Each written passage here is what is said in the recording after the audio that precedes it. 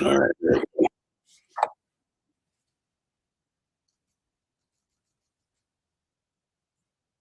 Sure, I'm not over speaking over myself.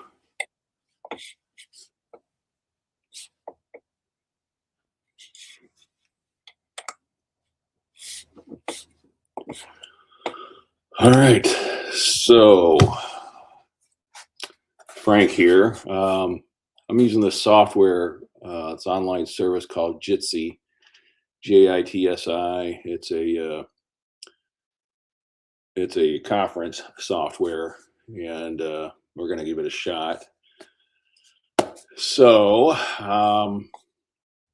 as I work through these issues, getting used to doing this again, it's been a while, and we'll see if anybody's joining or if I'm just speaking to dead air and speaking to myself.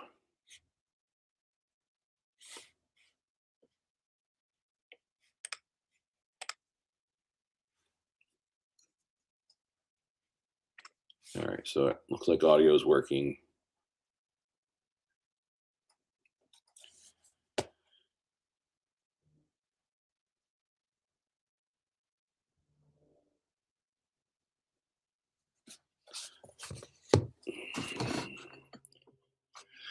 Yeah, I'll probably be talking to myself here.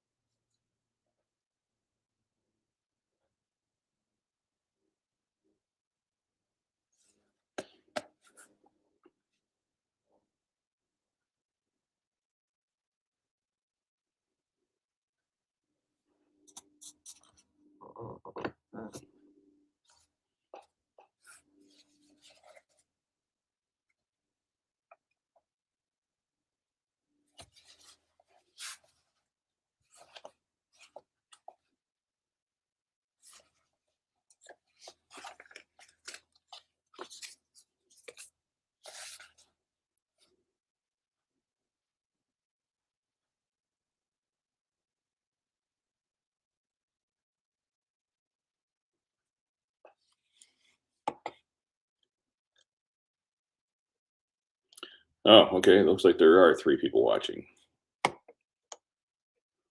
All right. So I don't have anything structured to talk about today. Those of you that are new to the channel, I'm the creator of the content. Of course, June Violeta, or Violeta, however you want to pronounce it. I probably pronounce it incorrectly. Her name is contrived from the JFK files. So there actually was a person by the name of Violeta, and she is documented in the JFK files. And the reason I chose this person is because the people that I'm researching, they used her name as an alias. So the name is a cryptonym alias in the JFK CIA files. And so this whole channel is built based on my research and what I'm doing with the music. The reason I'm doing music is that I can share my ideas, which is based on my research, and the research is extremely complex. I've been doing this now for 13 years. 10 years, well, actually, no, 7 years I spent in the Forest Bend treasure hunt. And for the last 6 years, I've been researching who Forrest Fenn really is, his true identity. And that research has led me to the JFK files, led me to investigating, researching information and people in the CIA. It's also led me to uh, hundreds of other people that are still part of my research. I'm continuing my research, and I'm in the process of writing a book. And that book is about David Atlee Phillips. Again, I'm kind of jumping all over the board here. So, David Atlee Phillips was a top level CIA agent during the 1950s, 60s, and early 70s. And he is key to the JFK assassination. That's a big component of my research. That's a big component of a lot of my songs are being created to uh, portray my research in a musical format because it's so difficult for me to explain what's really going on that a lot of the research that I've come across really boils down to, is this fact or is this fiction? And I have questioned a lot of information in the JFK files because the deeper I dig, the more the JFK files begin to look like fiction. So where does this June Violeta fit in? Well, June Violeta, aka June Cobb, was also a top level CIA agent that was working directly with David Atlee Phillips. So June had a variety of aliases. June was also involved in the Bay of Pigs. She was connected to Fidel Castro. So she actually was a translator in Fidel's administration during his period of time that he rose to power and took over the country and became Cuba became a communist country. So June was very active. June was also associated and connected with William Alexander Morgan, uh, who was a native resident from Toledo, Ohio. So my hometown, Toledo, Ohio. And so June and William, also known as Billy, in his close network circle. He has a variety of cryptonyms as well in the CIA files. Even though the CIA does not publicly admit that he was an agent, there is plenty of evidence in the CIA files to indicate that he was actively involved. His wife, Olga, was actively involved. So there's just this whole big series of individuals tied to the Bay of Pigs, tied to the JFK files that I have been researching. And while I'm writing my book, while I'm still doing my research, go ahead and publish some music. So that's what June Violeta is. June Violeta, June Cobb. She is a reconstructed character based on June Cobb and what June Cobb looked like. So I was able to create her character based on physical features of the true June Cobb photos. So there's a lot of June Cobb photos that are a mixture of various women throughout the JFK era. And a lot of these ladies that were investigated or they're part of the CIA documents in the JFK files. Some of them worked for the Department of State. Some of them worked for embassies in Cuba. Some of them worked directly for the CIA. Some of them worked for Washington, D.C. Some of them worked for the JFK administration. Some of them worked with the LBJ administration. There's just a huge list of names that I'm still researching and investigating that are part of my research. So, how does this all get back to Forrest Fenn? We'll get to that down the road. I hope you enjoy the music. So the music I'm creating, I'm writing the lyrics. Yes, I am using some AI to assist with developing the lyrics. The reason I'm doing that is I'm going for expediency.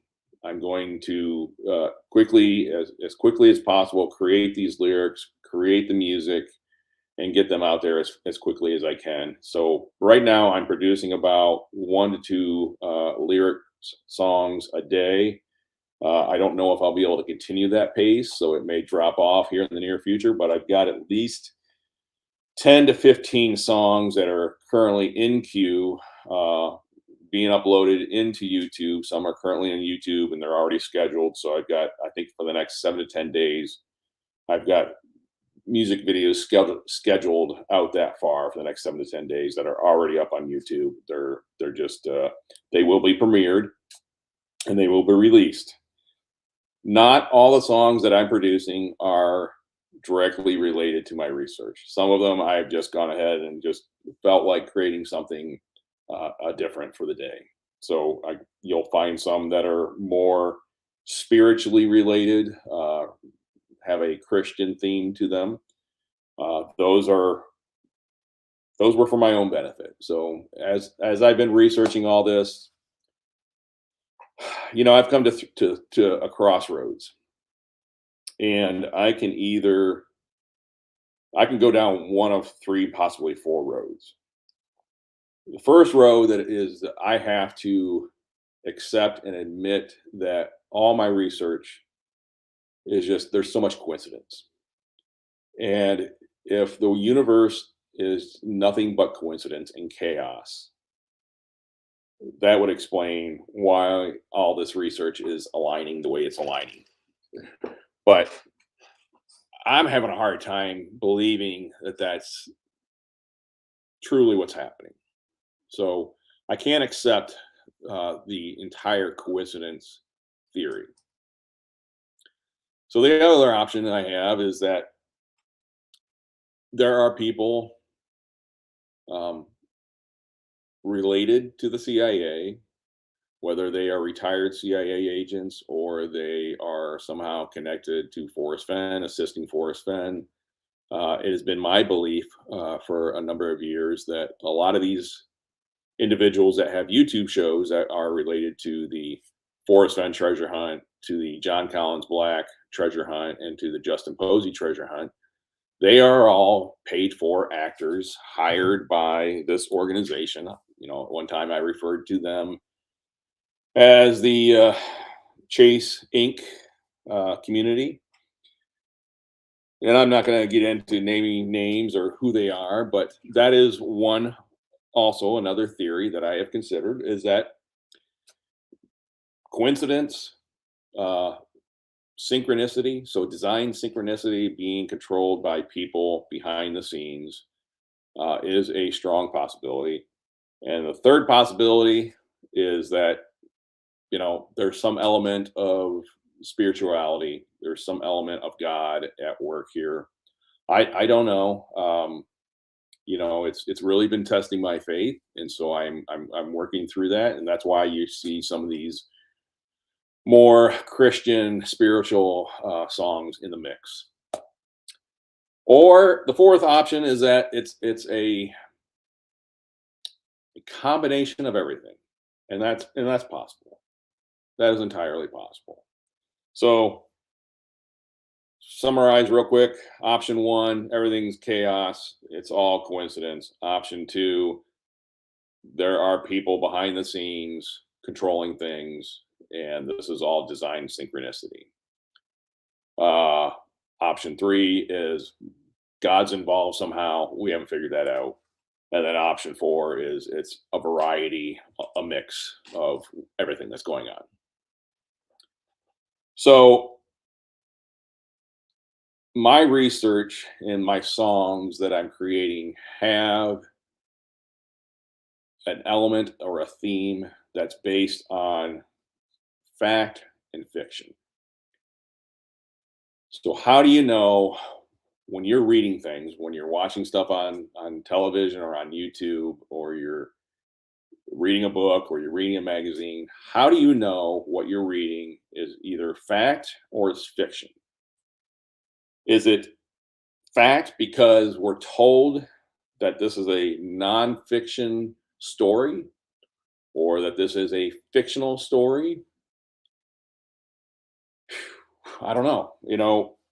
I have read things and I continue to read things that I question as I'm reading these books and absorbing the material online through magazines, through articles. I'm questioning, is this story a fictional story or is it a nonfiction story?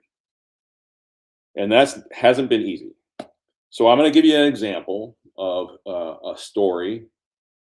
I'm going to give you several examples of stories that, in appearance, they come across as nonfiction, but there are fictional elements to the stories, and I will explain a little bit about that. So this book right here, I'm going to wait for my screen to show up, make sure it's clear and visible. This book right here is written by Alger Meadows, and it's called The Globetrotters.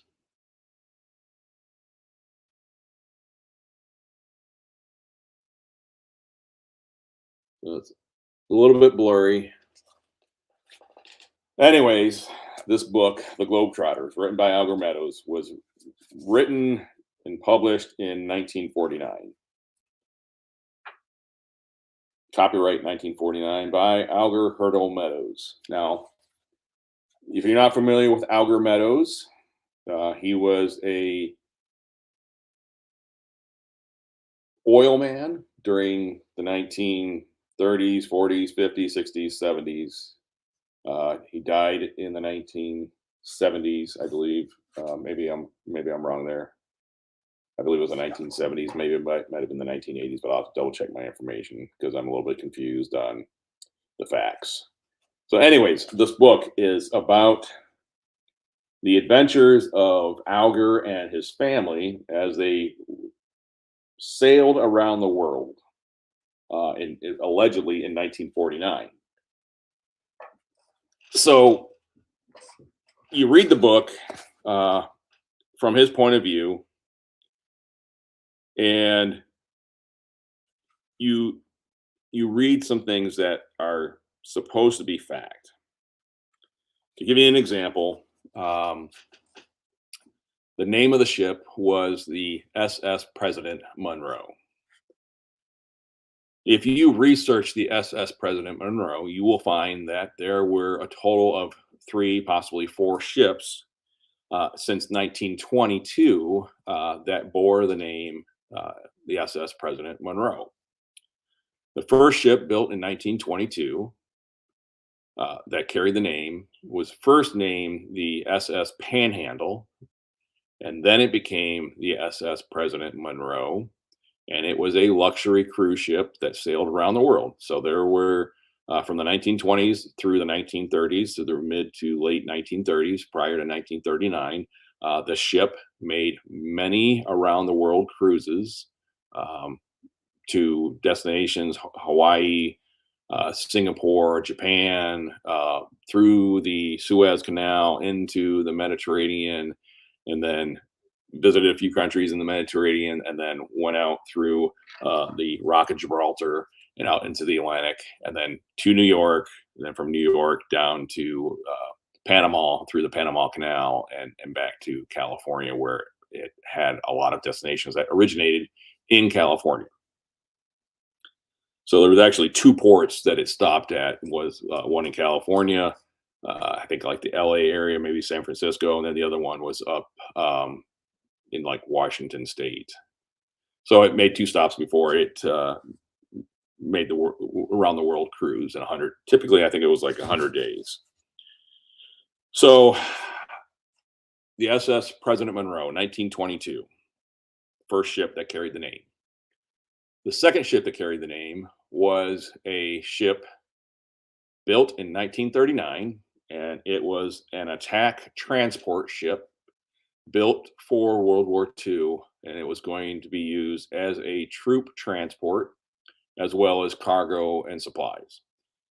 That ship, um, when the SS President Monroe, when World War II was breaking out, the SS President Monroe from 1922 was renamed the Buchanan. The SS President Buchanan then became a hospital ship that serviced during the war and attended to the wounded. So it was a hospital ship. U.S. troops were dispatched or sent to that ship for recovery and for medical care for the wounded and for the dying. So the SS President Monroe, the USS President Monroe, or the USS Monroe, 1939, became active during World War II. It was used as a troop transport ship in the Pacific. So it dropped off hundreds, if not thousands, of troops on the Pacific Islands. So Guam, Guadalcanal, a lot of these islands where we lost thousands of U.S. troops. That ship was one of many ships that delivered troops to those islands. Did it sustain battle damage? No, but it looked pretty beat up. You see the pictures, and it was pretty beat up. So that ship survived through World War II, was recommissioned back into private hands in the late 1940s. I want to say like 1946, 1947, maybe 1948. And that's where this novel, this book, The Globetrotters, claims that it took place on the SS President Monroe in 1948. So today, July 23rd, 1948, the SS President Monroe sailed from San Francisco with Brad, Luis, Virginia, Bobby, and me aboard. That was from Alger Meadows' words in the book.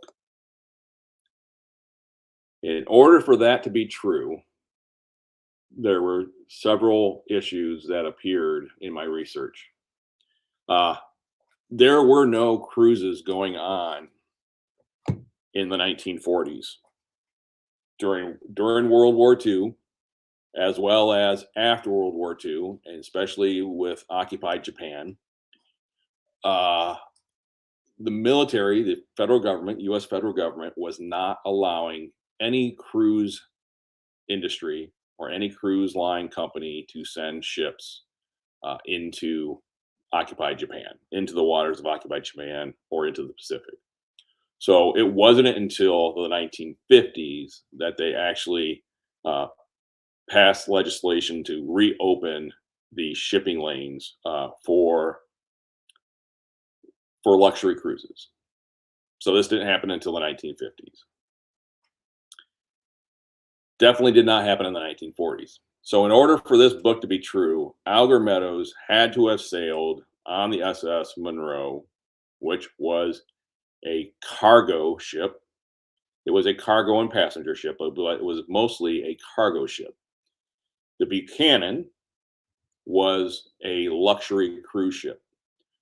So you have the SS Monroe from 1922, which became the Buchanan, fits the description of a luxury cruise ship that would sail around the world, versus the 1939 Monroe ship that was a troop transport cargo ship that was utilized in World War II for transporting troops and cargo. So we are led to believe through this book that it was the latter ship, 1939 ship, that was used for a around the world cruise in this book. I have a hard time with that. You could argue that it was possible, but reality is that ship, and I have to still do my research on it. So I'm digging into that. I'm trying to locate records to indicate when that ship, what ports of call it was at during the 1940s. Uh, because a cargo ship had, if it was carrying cargo, could it do an around the world cruise voyage? It could. It could go from port to port to port to port, delivering goods, supplies, cargo. But typically, a cargo ship has a point A to point B destination and back and forth. So point A, B, back to A. That is a cargo ship. This SS Monroe, the 1939 version, the attack transport ship, fits that description better as a cargo ship, point A to point B type ship. The Buchanan, the 1922 Panhandle Monroe Buchanan, fits the description of a cruise ship much more accurately. So I will continue my research on this book and on the SS President Monroe's to figure out which ship is which, and if this book is true or if this book is fiction. So this book has elements of fact and it has elements of fiction. There are a lot of elements of fiction in this book. If you can find this book, The Globetrotters, out there, I encourage you to buy it. It was limited production. I think probably 100 copies or less. But if you can find it, like I was able to find it on Amazon or eBay, I jumped on it and I got it. Now, this other book, No Fixed Abode, a memoir by James Atlee Phillips. James Atlee Phillips was allegedly the brother of David Atlee Phillips, the CIA agent. And he's also the author of many books, spy novels in the 1940s, 50s, and 60s that he wrote. And I'll give you a little brief description. So James Atlee Phillips wrote some spy novels in the 1940s, 50s, and into the 60s. For example, one of them was called The Deathbird Contract by Gold Medal Books, written in 1966. The Star Ruby Contract, also written by or published by Gold Medal, written in 1967, published in 1967, copyright 1967. If you go back before that, go back in the 1950s, James Atlee Phillips wrote Suitable for Framing in 1950. He wrote Pagoda in 1951. He wrote The Deadly Mermaid in 1954. So he has several dozen, actually, it's 22 books written that were these spy novels. So there were 22 spy novels. There were 4 books before the spy novels. And then he had a book that he wrote in 1940 called The Inheritors.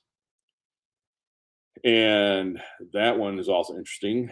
So there's actually some articles written about The Inheritors by a man by the name of John Riley, also part of my research. But this book, No Fixed Abode, what's interesting about it is that there is a page 246, actually page 247. Make sure I get this right here. I gotta find it.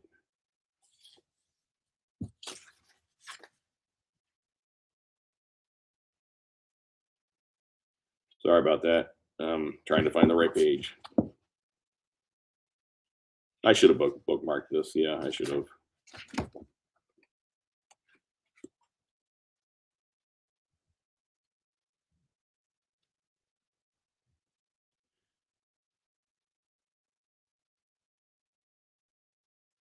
All right, so here it is.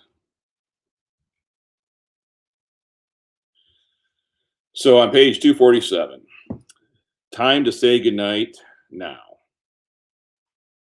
He closes with this, so this book is published recently. I want to say like 2022, 2023. Let me look at the actual date. So it was published posthumously.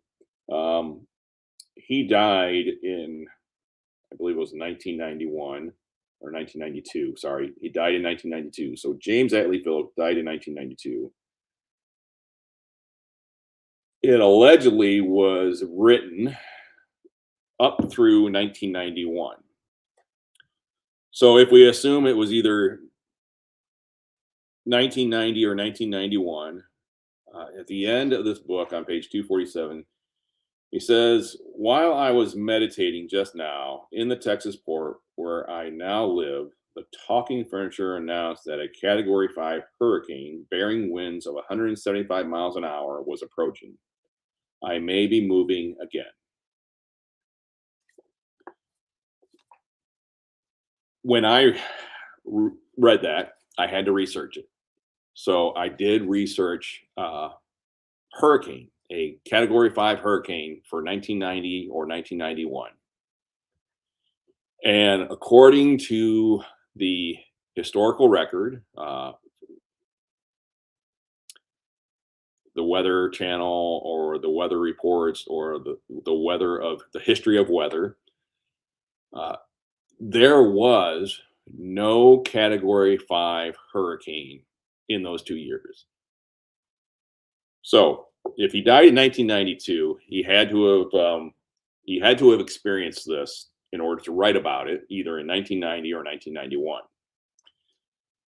The book was then published posthumously, decades later, by his children. And I'm having a hard time with this because what he says in that section there, in that page 247, did not happen. So it was fictionalized. He wrote a fictionalized event in a nonfiction book. And that is my question between these two books, is how much fiction can occur in a book, how many fictionalized accounts can occur in a nonfiction book for it to still survive as a nonfiction book? If that event was fictionalized, I then have to ask the question, what else in this book was fictionalized? And so I've been reading, trying to find where and what in these books is considered fictionalized. So David Atlee Phillips published this book in 1988. He also has another book published in 1977 that is about his days in the CIA. This also is about his days in the CIA.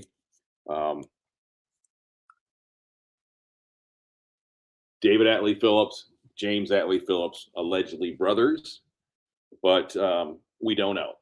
It's an interesting research project that I've got going on.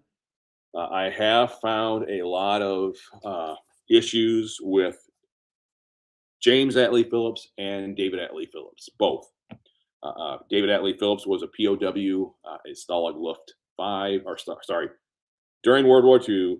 David Atlee Phillips was a POW at Stalag Luft 4 in Germany, and he spent, I believe it was over a year. So his aircraft was shot down in 1943, and he was held prisoner until 1945 when they were liberated. So actually, I guess it's closer to 2 years, and it might have been 2 years. Again, I'm still working on my research, still working to document all this. There's just so much in my head that right now I get some of the facts wrong, or I get them jumbled up and confused between other facts. So researching all that, converting all that into music. Uh, Not all of it. I'm picking elements of my research and converting those into songs for entertainment. But I would strongly encourage everyone, if you are reading this book published by John Collins Black, I would encourage you to look at this book as potentially a fictional account.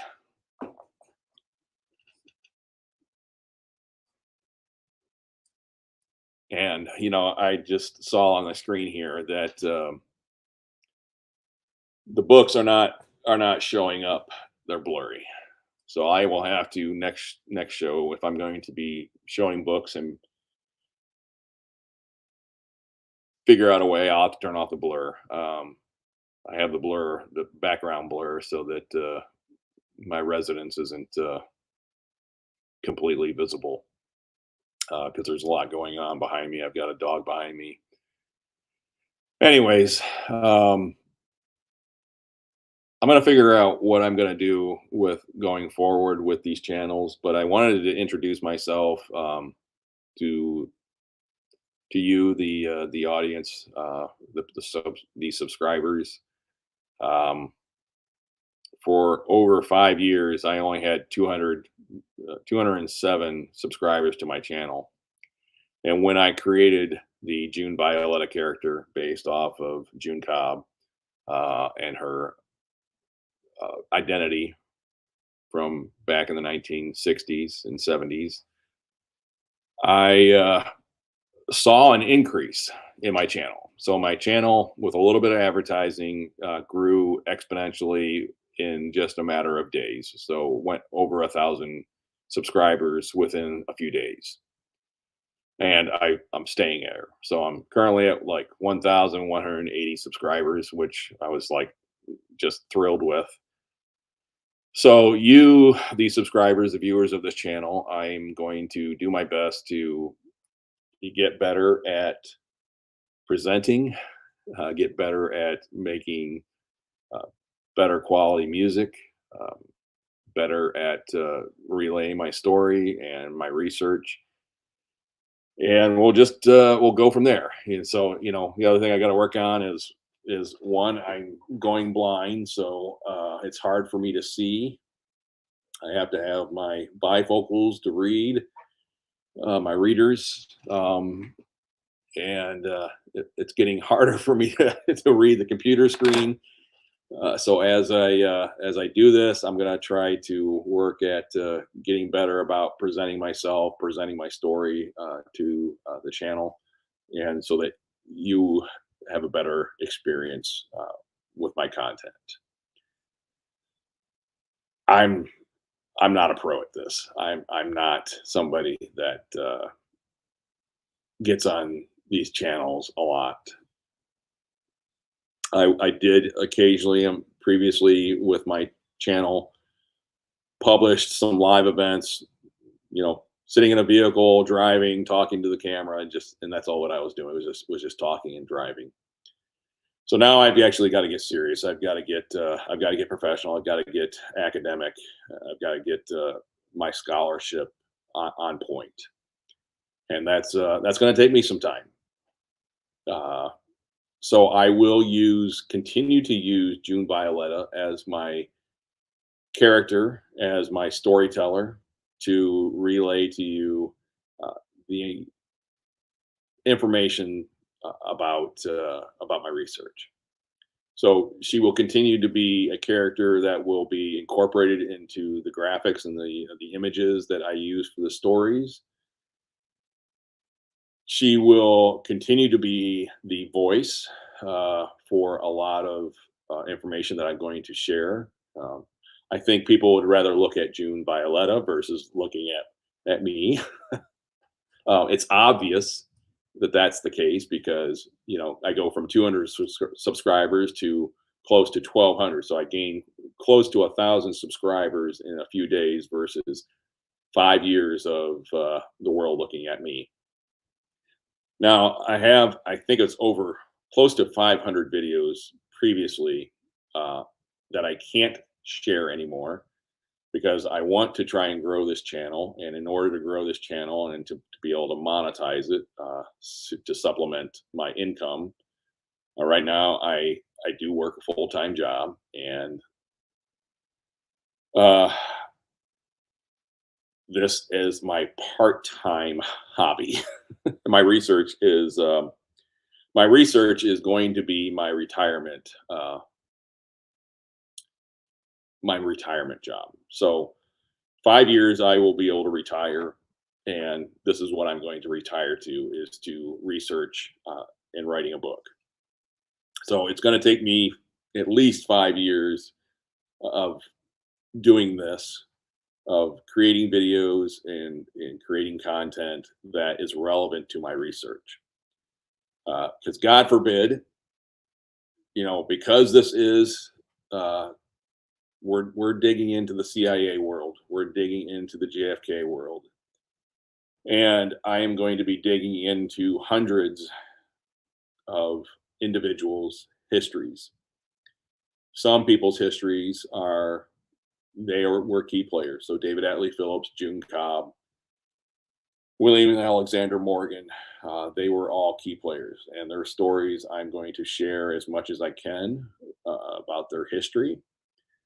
I'm going to share stories that I'm going to challenge the narrative of their stories, of their history, their biography, and we are going to just try to work through it one song at a time, one show at a time, and eventually I will have enough research that I can publish my books. And I say books because I'm leaning at least three, four, possibly five books that I have to write in order to share all this information with the world. And right now, I'm not really on the radar of the CIA or the federal government. So nobody from the CIA has contacted me to warn me, to discourage me from publishing any books. Uh, Mary Haverstick, who recently wrote the book A Woman I Know, uh, which is a book about June Cobb.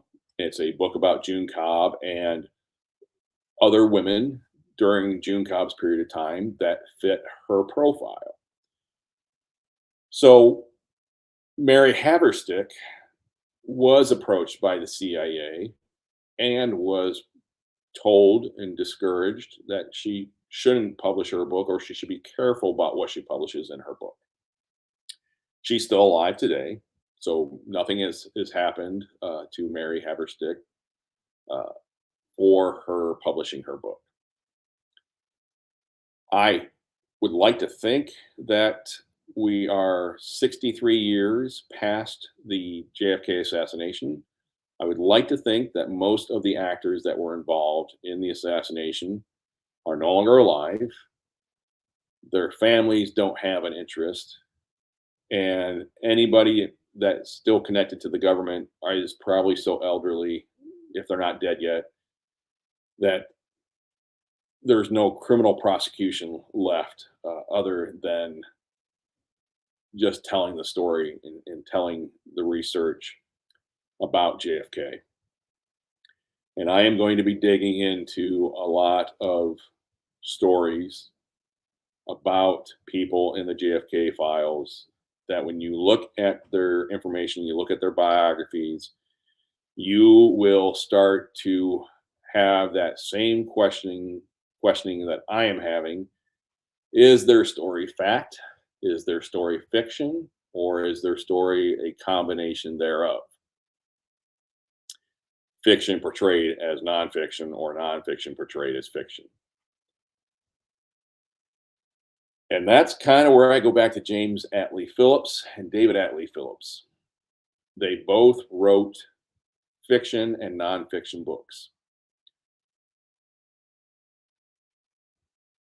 We will dig into David Atlee Phillips. We're going to dig into both of them. We're going to dig into David Atlee Phillips, and we're going to dig into James Atlee Phillips as two key components of my research into the JFK files. because I believe if I can deconstruct David Atlee Phillips' biography and prove to the world that there are strange artifacts. There are strange historical artifacts about David Atlee Phillips that do not add up. When you look at these artifacts, when you look at these discrepancies, these inconsistencies, you then have to ask yourself, what's the truth? Because statements that David Atlee Phillips has made in the CIA, in the JFK files, in his books that he wrote after his involvement in the CIA, he says one thing, the historical record says another thing,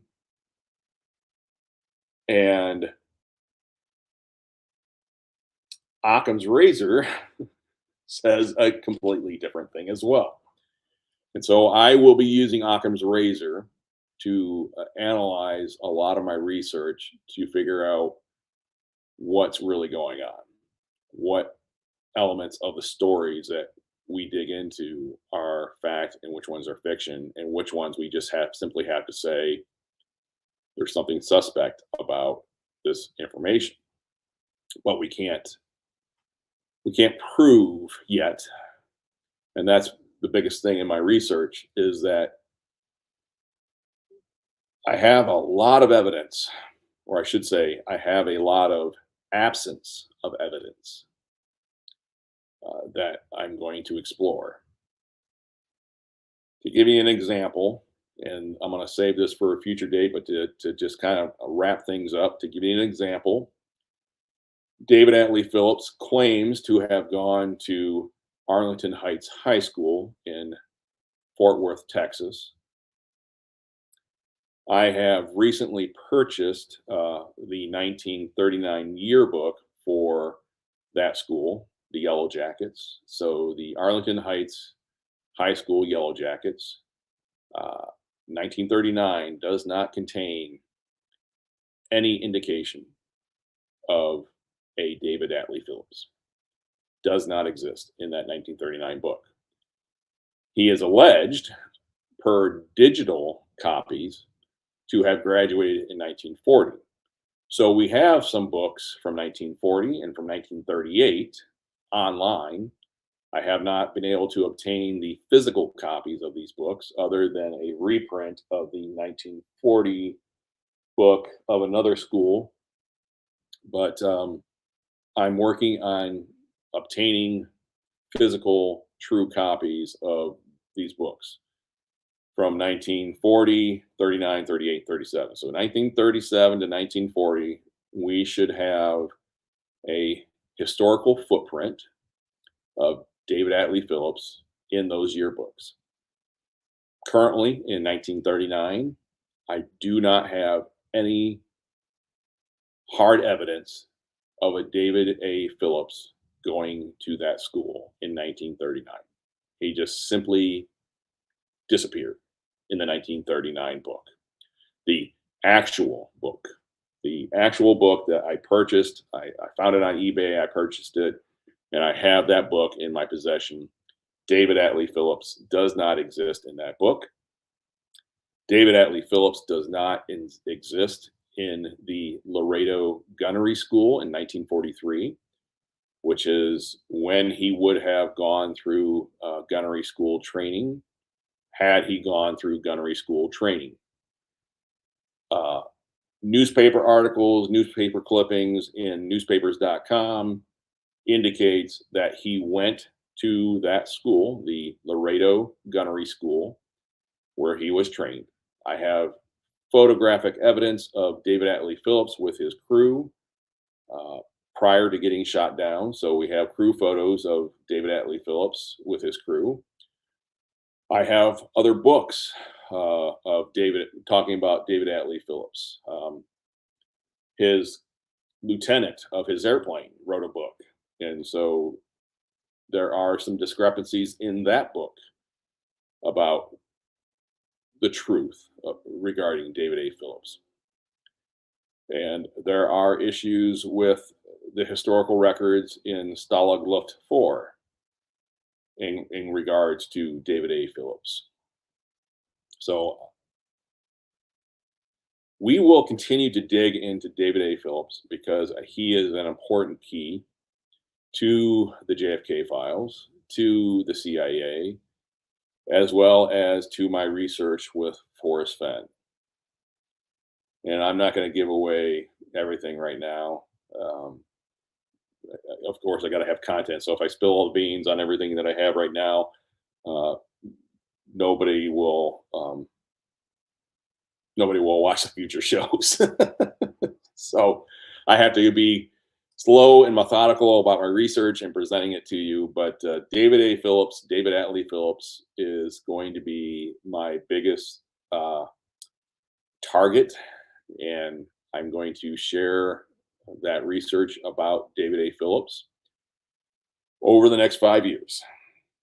So I will incorporate not only David Atlee Phillips, James Atlee Phillips, which isn't that just strange that you have two brothers and both their middle names is Atlee, which Atlee, by the way, means next to the meadows. It's an Old English terminology. So the etymology for the name Atlee, or for the word Atlee, is an Old English, and in some cases it was even used. It's Gaelic, partially Old English. That meant next to the meadows. So Lee or Lay is spelled many different ways to indicate that that is a meadows. So Lee, L-E, is a meadows. It's also spelled L-E-A or L-E-I-G-H, all meaning meadows or a meadow.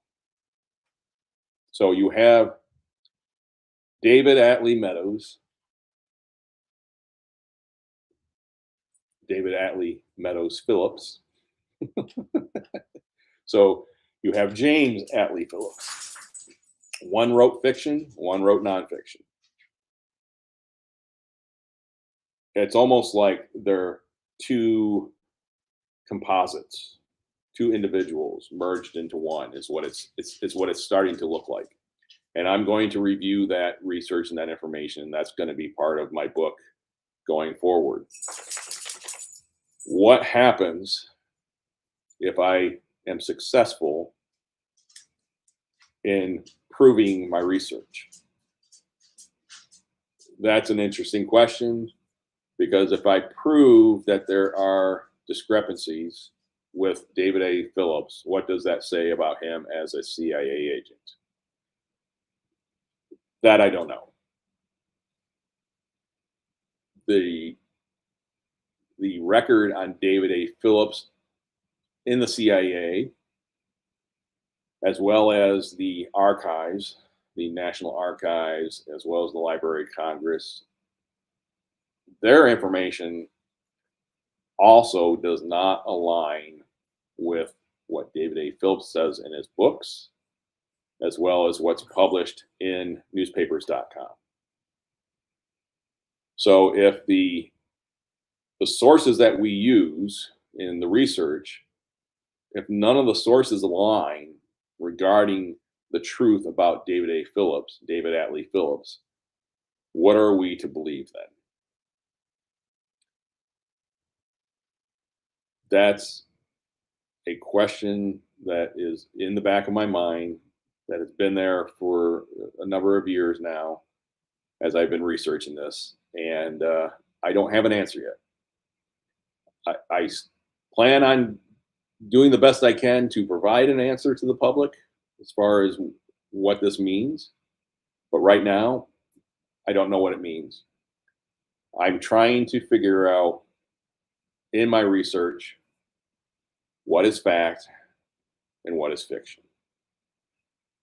And right now, the lines between fact and fiction are so blurred that I can't give you an honest answer one way or the other. I can give you theories. I can give you hypotheses. And that's what the music is. The music is my nothing more than a theory and a hypothesis that I have presented in a musical format and with lyrics that I've constructed using AI. So I'm using AI for helping develop the lyrics. You know,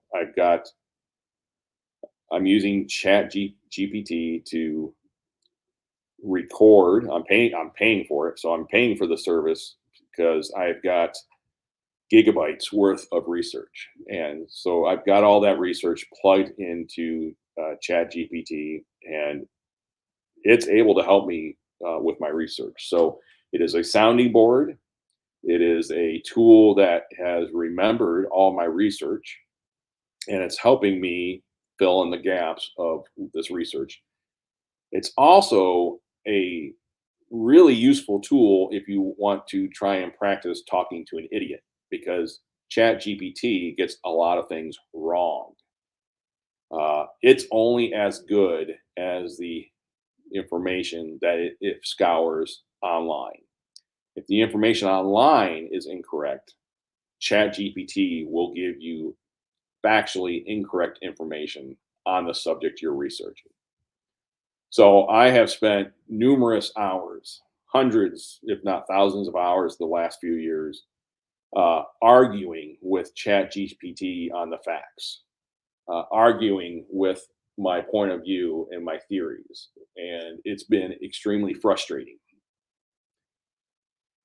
What has where I've benefited is that it's forced me to have to clarify and have to think outside the box, but then also communicate hypothetically with Chat GPT, because that's the only way it will entertain these ideas, is if you approach it from a hypothetical.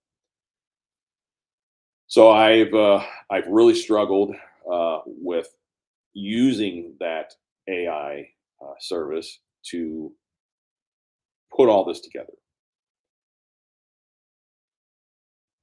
I just don't go into AI and say, here's my theory, create lyrics.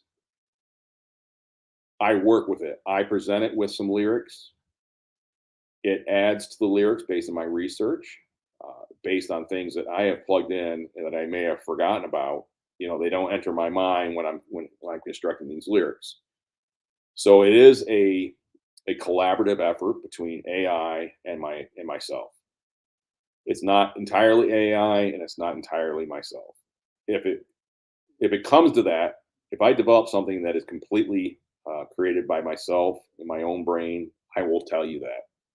But right now, I'm going to continue to use AI to construct this information, to construct these stories as quickly as I can, because it's more about getting the information out as quickly as I can. If people have a problem with me using AI, I don't know what to say about that. AI is here. It is a tool. It is a tool that can be used to help people edit their information, to edit their stories, to edit the content that they develop. It is a useful tool to creating artwork. It is a useful tool to creating music. Is it honest? Is it dishonest? Is it originality? If that's your benchmark, if you want originality to be only human generated, um, good luck in the future, because humans are going to continue to get lazier and lazier with our technology. And they're going to continue to resort to AI to assist them with a lot of things. AI cannot, on its own, it does not have the executive function to create all this entirely on its own. It requires a human being to feed into it the ideas, the thoughts, the creativity, the imagination has to come from a human being in order to create this content. AI is currently not capable of autonomous decisions, autonomous creativity, autonomous the ability to autonomously create content that is relevant and contextual entirely on its own. It can't do it. So if I was to plug in, say, create a song about whatever, it's going to come back with complete garbage. It may look pretty good, on the surface, but it's going to come back as just nonsensical garbage in most cases. Somebody like myself that works with AI, that gives it the correct prompts, I can guide AI to create music that is specifically within a narrow genre that I want. So I have figured out how to communicate what I want to AI to get back the results that I'm looking for. It's not always spot on. I mean, I have I have regenerated my songs dozens of times, and I have